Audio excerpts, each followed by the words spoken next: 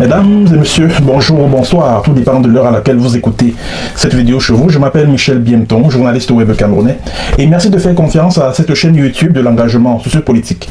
Bienvenue à cette causerie citoyenne sur l'actualité camerounaise et africaine. Bienvenue à la chronique de MBT, mesdames et messieurs. Alors, mesdames et messieurs, il sera question au cours de cette édition de la chronique de MBT de l'histoire des élections au Cameroun depuis le début des années 90, depuis la libéralisation de l'espace politique au Cameroun. Je remarque que sur la toile, on fait preuve d'un optimisme assez débordant, notamment les partisans du professeur Maurice Kamto, le président du MRC. Bon, je les vois tellement enthousiastes, ils sont très confiants, très sûrs d'eux, au point de prédire une victoire de leur champion à la prochaine élection présidentielle qui aura lieu en octobre. Pareil pour les autres leaders de partis d'opposition qui affichent le même optimisme. Et pourtant, nous savons très bien au regard du système électoral camerounais qu'aucun parti d'opposition au Cameroun ne peut battre le RDP. C'est-à-dire, en l'état actuel du système électoral camerounais, aucun parti d'opposition ne peut battre le RDP, c'est le parti de Paul Biya. À quelque élection, que ce soit la présidentielle, législative, municipale, régionale, je dis bien, l'opposition n'a aucune chance. Et vous, ces leaders des partis d'opposition au Cameroun, vous le savez. Mais vous êtes en train de, on va dire, de nourrir les Camerounais de faux espoirs. Alors il faut que ces Camerounais qui me regardent soient sensibilisés sur l'état actuel du processus électoral au Cameroun. Est-ce que ce processus électoral est à même de garantir une élection libre, juste et transparente? La réponse tout de suite, c'est non. La réponse, c'est non. Pourquoi? Parce que en octobre prochain, les Camerounais iront aux urnes pour voter. Mais ce ne sont pas les Camerounais qui vont décider de qui sera le président de la République. Je ne sais pas si vous voyez un peu la nuance. Les Camerounais iront voter en octobre prochain, le prochain président de la République du Cameroun. Mais ce ne sont pas les Camerounais qui, à la fin, vont décider de qui sera leur président. Parce que vous savez, nous, en tant que créateurs de contenu sur les réseaux sociaux, nous, en tant que journalistes, nous, en tant que cyberactivistes politiques, nous avons un devoir, à savoir éveiller les consciences des Camerounais. Or, je suis en train de me rendre compte qu'il y a certaines personnes sur cette toile-là qui passent le temps à abrutir les Camerounais, à leur donner l'impression que non, en octobre prochain, là, il y aura un miracle qui va se produire. Il y aura un miracle qui va se produire. Or, aucun miracle ne va se produire en octobre prochain. Il n'y aura aucun miracle. Alors, j'invite mes frères et sœurs camerounais à ne pas se laisser emberlificoter par certains politiciens de l'opposition là, et même du pouvoir en place. Donc ne vous laissez pas manipuler, parce que le système électoral camerounais est fait de telle manière que vous là, vous qui me regardez en ce moment, vous qui avez votre carte d'électeur, vous qui êtes inscrit sur une liste électorale, vous irez voter, mais à la fin, c'est une poignée d'individus proches du pouvoir en place qui va décider de qui sera le président de la République du Cameroun. Et je vais vous expliquer comment. Au début des années 90, quand il fallait organiser les élections législatives et municipales de 1992, qui furent les toutes premières élections pluralistes après presque 30 ans de parti unique, c'est le ministère de l'administration territoriale qui organisait les élections. Et le ministère de l'administration territoriale avec à sa tête un ministre nommé par Paul Biya, lui-même candidat à l'élection présidentielle.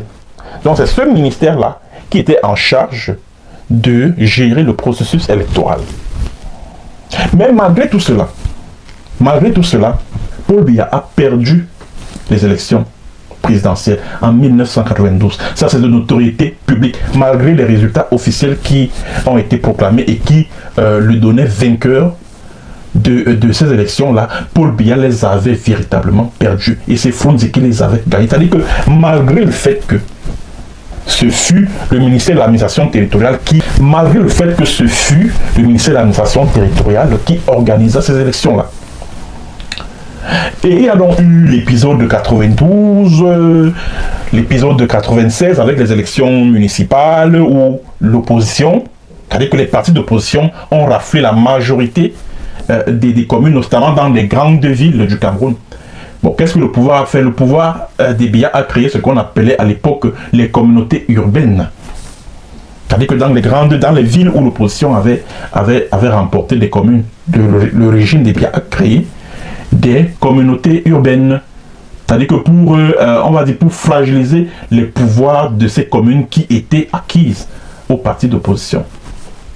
Il y a eu cet épisode, il y a eu l'épisode de 97, la présidentielle, les législatives et autres. Bon, après donc, les revendications de l'opposition, de la société civile, etc., etc. En 2000, c'est-à-dire qu'à l'an 2000, là, le gouvernement camerounais a mis en place ce qu'on appelle l'Observatoire national des élections, ONEL. Bon, l'ONEL, c'était un machin sans véritable pouvoir, hein, c'est-à-dire que l'Observatoire national des élections, comme son nom l'indique, n'avait pour rôle que de formuler des observations par rapport au processus, au déroulement des différents scrutins, par rapport au processus électoral. C'était ça le rôle de l'ONEL. Et le président de l'ONEL était nommé par décret présidentiel. Et le tout premier président de l'ONEL s'appelait Enoch Kwaye à son âme, qui était un ami de Paul Biya. Je crois qu'ils étaient camarades de classe au lycée Leclerc, un truc de ce genre. C'était le tout premier président de l'ONEL. Bon, il y a eu ONEL 1, ONEL, c'est-à-dire qu'au gré des revendications de l'opposition, chaque fois que les partis d'opposition, les acteurs de la société civile tempêtaient le pouvoir des Biya, malhonnête qu'il est et filou, faisait semblant de faire des petites modifications. Oui, ONEL 1 aujourd'hui, ONEL 2 demain, etc., etc. Jusqu'en 2006, où le régime des Biya décide de mettre sur pied Elections Cameroun. C'est-à-dire qu'un organe électoral véritablement indépendant. Et pourquoi la mise sur pied de Elections Cameroun? Parce que c'était une exigence des bailleurs de fonds. Et vous savez, en 2006, le Cameroun était en train de se battre pour atteindre le point d'achèvement de l'initiative PPTE. Donc entre 2002 et 2004-2006 là. Vous voyez un peu.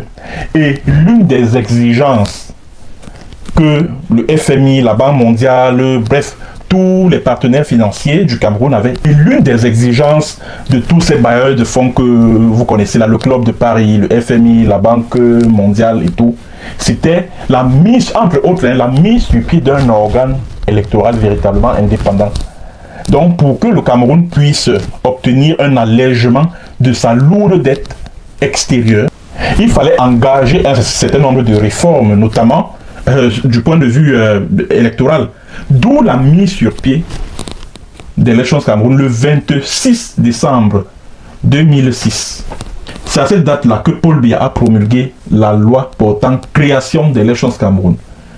Et selon ce texte-là, Elections Cameroun était véritablement indépendant. Indépendant de l'administration territoriale, indépendant de l'État du Cameroun. Nous sommes en 2006. Mais sauf que Elections Cameroun ne sera pas...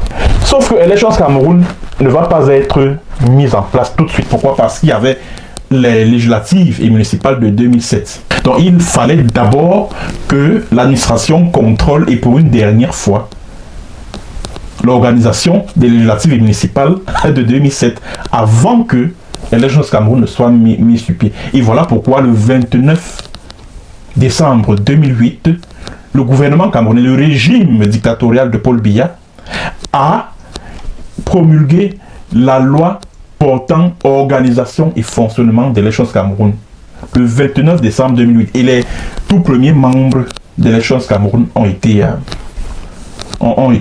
nommés. Et les tout nouveaux membres d'Elections Cameroun ont été nommés. Et je me rappelle, le tout premier président du conseil électoral d'Elections Cameroun s'appelait Fonkam Azou, Samuel Fonkam Azou.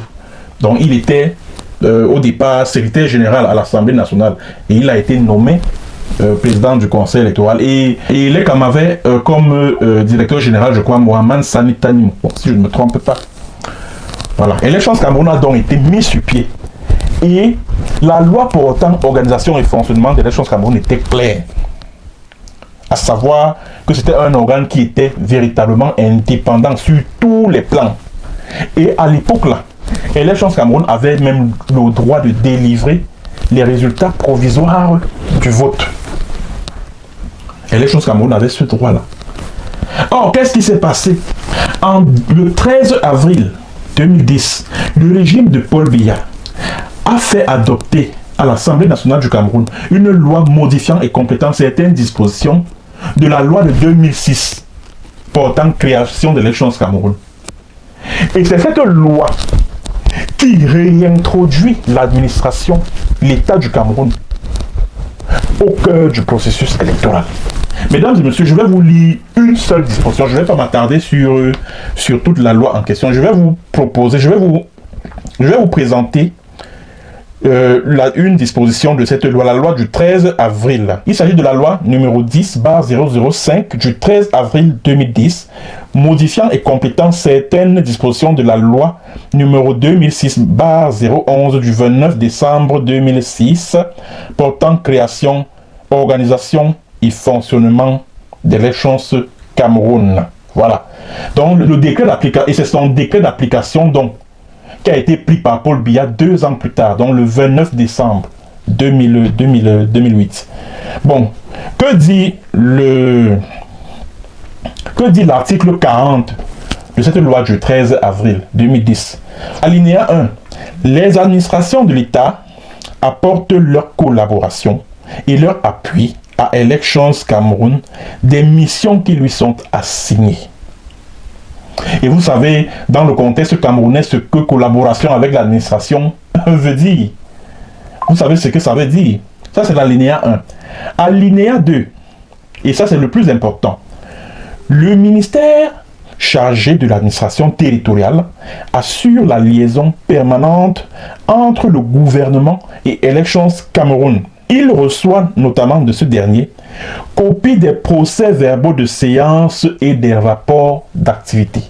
Donc ça veut dire que selon la loi du 13 avril 2010, qui modifie et complète certaines dispositions de la loi du 29 décembre 2006, Élections Cameroun a obligation de rendre compte de ses activités au ministère de l'administration territoriale. Donc ça veut dire que à Tananji, quand il convoque Eric Essoussé et puis Eno Abrams Egbe, qui sont les responsables de l'Élections Cameroun, à des réunions au ministère de l'administration territoriale, c'est parfaitement légal au sens de la loi du 13 avril 2010.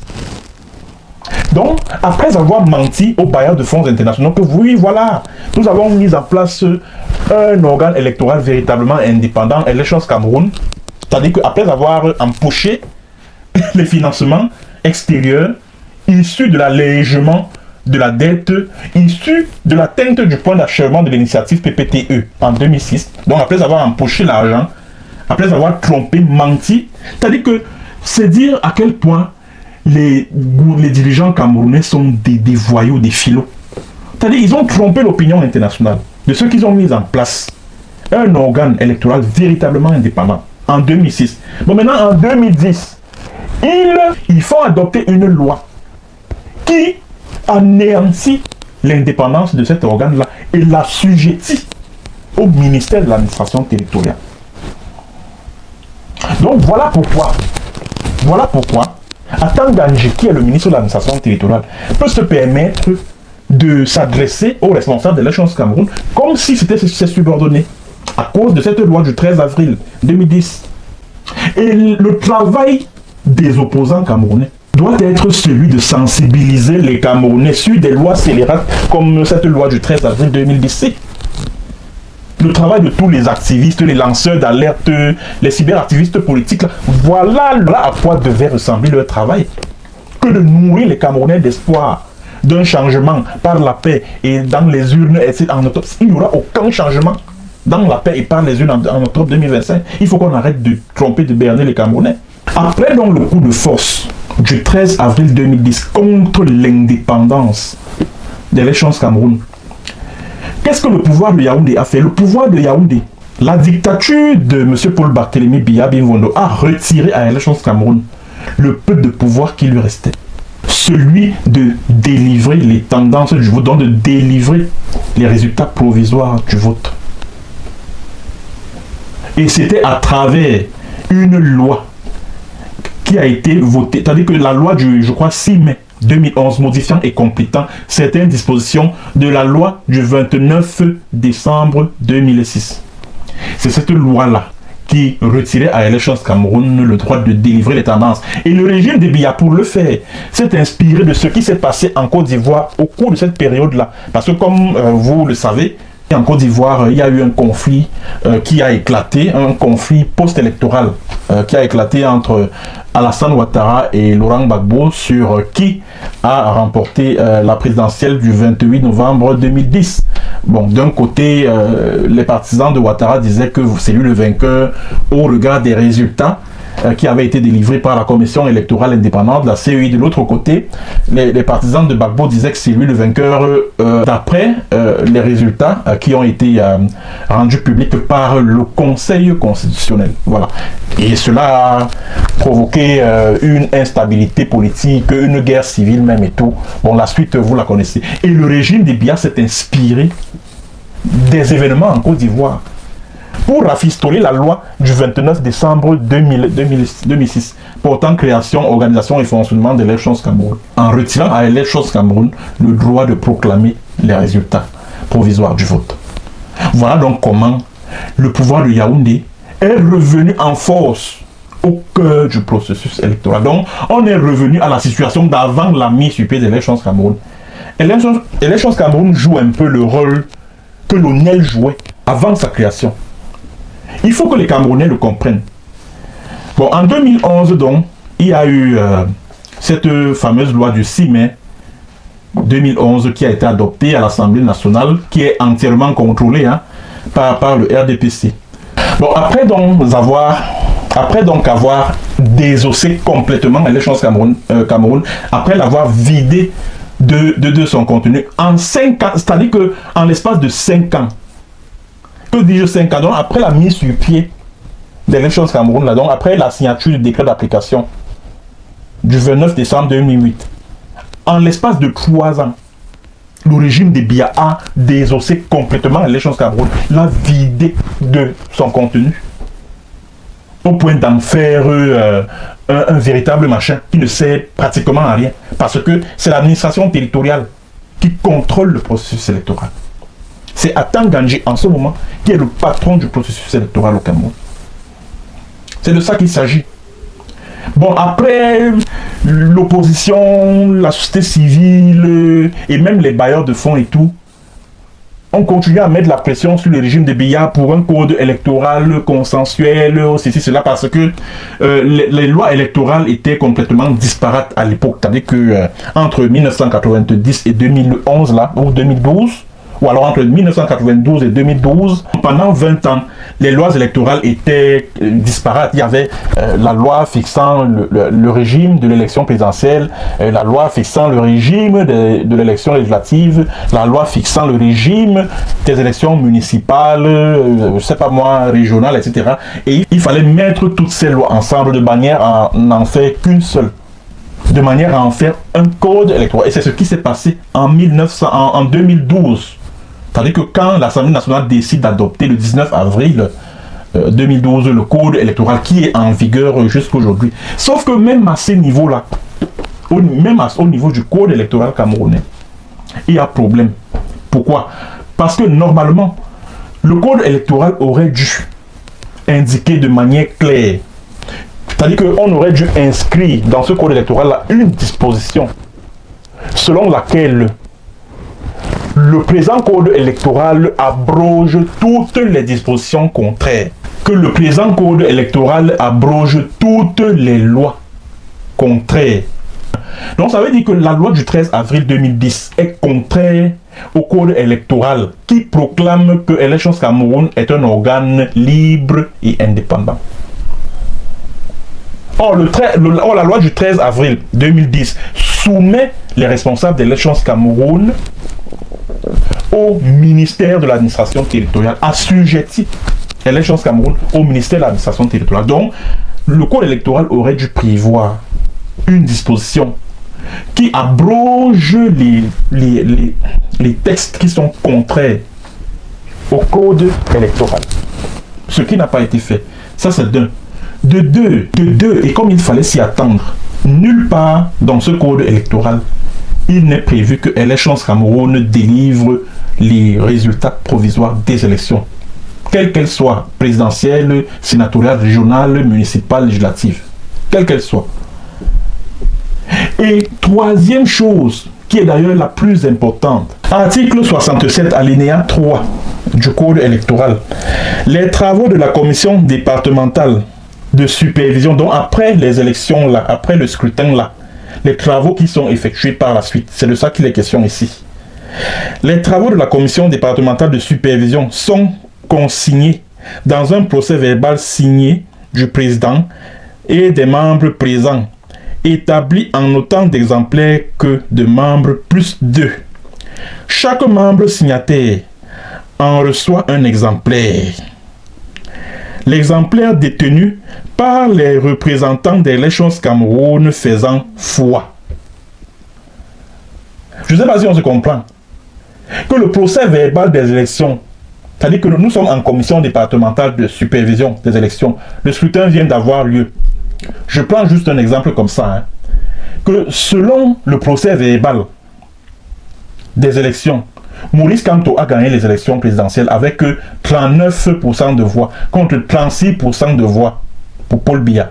Tous les membres de la commission départementale de supervision ont reçu les procès verbaux. Sauf que les procès verbaux des représentants des Élections Cameroun, c'est ce procès verbal qui fait foi. Donc ça veut dire qu'en cas de contentieux devant le Conseil constitutionnel, c'est le procès verbal là que Clément Atana et ses collègues magistrats du Conseil constitutionnel vont prendre en considération. Donc ça veut dire que les représentants de l'Élection Cameroun peuvent aller modifier avec leurs amis du régime des Biya, leurs amis du gouvernement, ils peuvent aller modifier ces procès verbaux là et ce sont ces procès verbaux et transmettre ça à la commission de recensement général des votes là, et c'est ça qui sera pris en compte. C'est ça qui sera pris en compte, y compris devant le Conseil constitutionnel. Voilà pourquoi je disais en début de cette chronique que les Camerounais là, vous qui m'écoutez, ne comptez pas sur les élections pour faire tomber le régime des Biya. Vous vous foutez du doigt dans l'œil. Vous vous foutez du doigt dans l'œil. Vous vous foutez du doigt dans l'œil. Vous irez voter, mais ce n'est pas vous qui allez décider de qui sera le vainqueur. Ce n'est pas vous qui allez décider. Et au lieu de formuler des vraies revendications, les leaders de l'opposition sont là, oui, ouais, vraiment, il faut publier la liste nationale des machins selon l'article 80 du code électoral. Vraiment, c'est une revendication, ça. C'est une revendication, ça. Il faut publier la liste électorale. On va publier la liste là, sur quel Babia, une liste d'environ 7 millions de Camerounais inscrits sur la liste électorale. On va publier ça. Vous me répondrez sans doute, oui, il faut publier ça sur le site internet de Élections Cameroun. Le taux de pénétration d'internet au Cameroun, selon les dernières statistiques, c'est 41,9% de Camerounais qui ont accès à internet.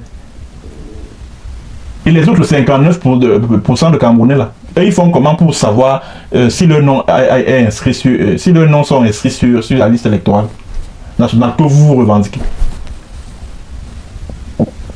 C'est pour dire que ce n'est pas ça le plus important. Le plus important pour les partis d'opposition qui seront engagés aux élections présidentielles à venir, c'est de revendiquer que l'Élection Cameroun soit véritablement indépendante. Que les résultats des élections soient communiqués le même soir du vote et bureau de vote par Élections Cameroun. Voilà les vraies revendications. Et que le ministère de l'administration territoriale se mette complètement à l'écart et laisse faire Élections Cameroun. Que les fameuses lois, que ce soit celle du 13 avril 2010, que ce soit celle du 6 mai 2011, que ces lois-là soient abrogées. Que ces lois soient abrogées. Et que Élections Cameroun soit un organe véritablement indépendant.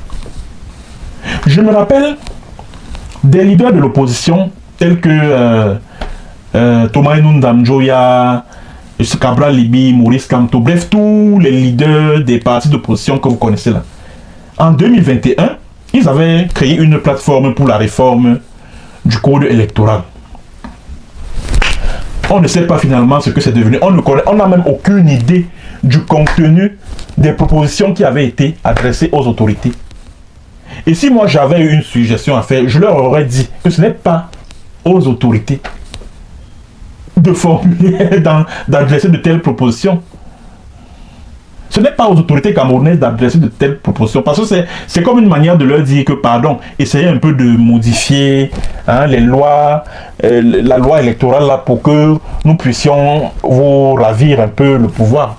C'est une façon de leur dire ça, et ils ne vont jamais l'accepter. Normalement, ce que cette plateforme des leaders de partis d'opposition pour la réforme du code électoral aurait dû faire, c'était de saisir les organismes internationaux afin de les sensibiliser sur les dangers d'une élection mal organisée au Cameroun. C'est-à-dire qu'ils auraient dû envoyer leur mémorandum là, c'est-à-dire aux partenaires étrangers du Cameroun, notamment les partenaires européens et américains. Ils envoient ça. Et c'est à partir maintenant de ce mémorandum-là que ces pays occidentaux allaient donc mettre la pression sur le régime des Biya afin qu'il engage de véritables réformes du point de vue électoral. Ils ne l'ont pas fait. Ils se sont assis là au Hilton Hotel, ils ont bavardé, ils ont parlementé, ils ont formulé des propositions ou c'est pas moi des recommandations, ils ont envoyé à la présidence. Qu'est-ce que la présidence a fait? La présidence a froissé et jeté à la poubelle. Aujourd'hui, on n'en parle plus. On n'en parle plus. Et ces mêmes opposants-là, ils passent leur temps à nourrir les Camerounais de faux espoirs en leur disant que oui, vraiment la présidentielle, oui, je serai le futur président de la République du Cameroun avec de telles lois électorales. Avec de telles lois électorales. Soyons quand même sérieux. Soyons sérieux. Mes chers compatriotes, vous les Camerounais qui m'écoutez là, l'objectif de cette vidéo était de vous sensibiliser sur le fait que les élections au Cameroun là sont un piège à con. C'est-à-dire que j'ai voulu vous montrer c'est-à-dire que les trappes qui parsèment le processus électoral au Cameroun. J'espère que vous-même vous avez compris que quel que soit le nombre important que vous serez à voter, à vous aligner devant les bureaux de vote, quelle que soit la décision que vous allez prendre dans les urnes, quelle que soit la décision que vous allez prendre au niveau de la commission départementale de supervision des élections, c'est là-bas que ça va se jouer. C'est à ce niveau que ça va se décider. Et c'est Élections Cameroun qui, dans cette commission-là, va décider de qui sera le vainqueur. Et on sait déjà qu'Élections Cameroun ne peut pas valider la victoire de quelqu'un d'autre que Paul Biya. Et vous le savez. Vous le savez, je vous en ai fait la démonstration ici. Au niveau de la commission départementale de supervision, là, tous les membres peuvent, c'est-à-dire qu'ils peuvent s'entendre, y compris les représentants de l'Élections Cameroun, ils peuvent détenir des procès-verbaux qui donnent Maurice Kamto ou je ne sais quel autre leader de parti d'opposition vainqueur de la présidentielle. Maintenant, Élections Cameroun, comme c'est son PV qui fait foi, peut aller modifier ces résultats-là. Il peut modifier ces résultats-là et dire que non, voilà le véritable vainqueur. Le vainqueur, c'est Paul Biya. Vous allez faire quoi? Vous allez faire quoi? Donc, je ne cesse de dire aux Camerounais que la seule voie du salut de ce peuple-là, du peuple camerounais, c'est l'insurrection populaire. Je ne cesse de vous le dire. Parce que si vous comptez sur le vote sur les élections au Cameroun, vous vous foutez du doigt dans l'œil. Vous vous foutez du doigt dans l'œil. Il n'y aura aucun miracle en octobre 2025. Aucun miracle. Aucun miracle ne va se produire en octobre 2025. C'est vrai que Paul Biya, il a 92 ans. C'est vrai que son système est secoué par des luttes de clans, etc. Mais en octobre, là, il n'y aura aucun miracle. Aucun miracle. Aucun. Bon, mesdames et messieurs, c'est ce que j'ai tenu à mettre à votre disposition comme information sur l'histoire des élections au Cameroun, sur les lois électorales, sur le processus électoral au Cameroun depuis la libéralisation de l'espace politique au début des années 90. Merci d'avoir suivi et à très bientôt pour une autre séance et sur un autre thème. Allez, portez-vous bien. Bonsoir. Au revoir.